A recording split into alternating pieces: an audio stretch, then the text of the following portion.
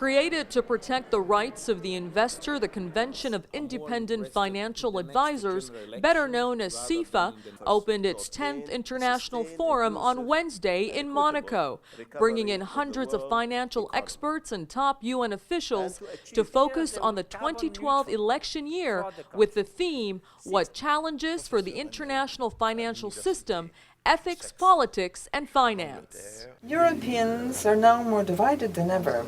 As for the Americans, all political decisions and discussions remain blocked in the US Congress. Even the Dodd-Frank Act, which was supposed to curb the speculative excesses and the insatiable greed of certain bankers, has been challenged. National governments have a responsibility to maximize the capacity of financial markets to promote equitable growth. They are trustees for those under their authority. For the first time in the history of the humankind, the economic and financial system, we may like or not like it, have become, in fact, totally integrated all around the planet. Markets never stops, 24 hours a day, and abide substantially by the same rules, the same hopes, expectations, and fears. From 2008 to today, the global financial crisis has left consumer wealth in decline to the tune of trillions of US dollars, forced people out of their homes, increased unemployment to staggering rates, and drove 44 million more people into poverty between June 2010 and February 2011 as food prices soared to their highest levels ever, according to the World Bank. This has left more than 1 billion people hungry today, according to the UN's Food and Agriculture Organization.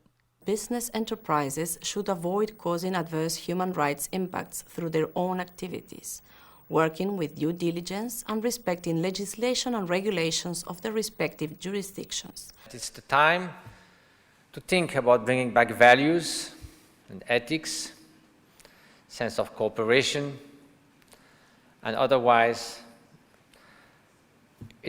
we might face even increasingly difficult times.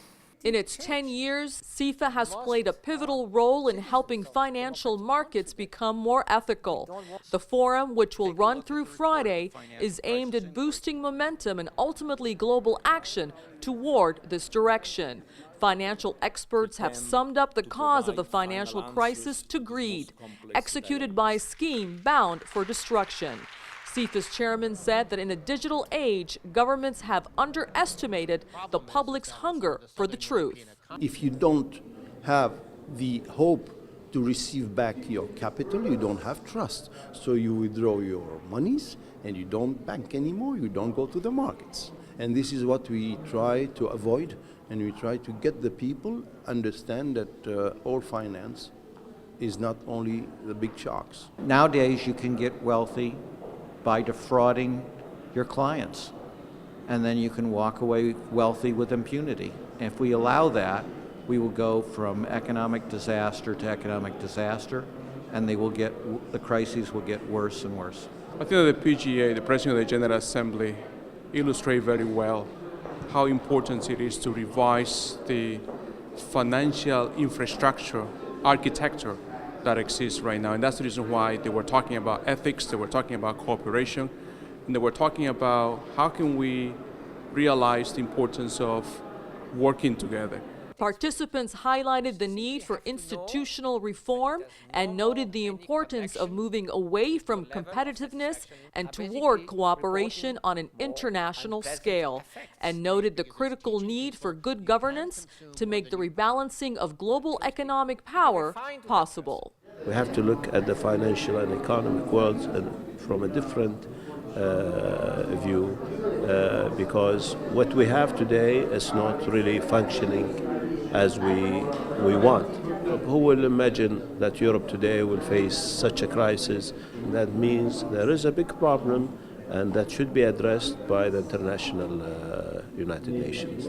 Here at CIFA, participants honed in on the fact that the global financial system cannot continue to gamble with the world's very social fabric at stake. Afaf Kanja for South South News, Monaco.